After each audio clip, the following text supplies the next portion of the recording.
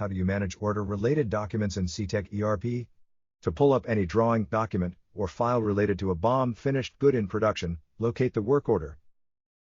Click Documents in the left side menu. On this screen you can view auto-generated docs related to this work order, such as the traveler, license plate, pick list, work list, etc. Scroll down to the section at the bottom to view any related documents, for example drawings, cut sheets, work instructions, machine program files, etc. that may have been attached by engineering previously. To add a document, you have two options. The first option is to upload the document by browsing for and choosing it in your computer's files.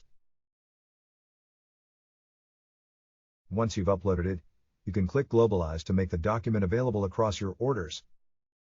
If you globalize the document and decide you only want it available on this order, click Localize. To delete a document, click the red X to the right of it. The other option you have for adding a document is to click Add Link.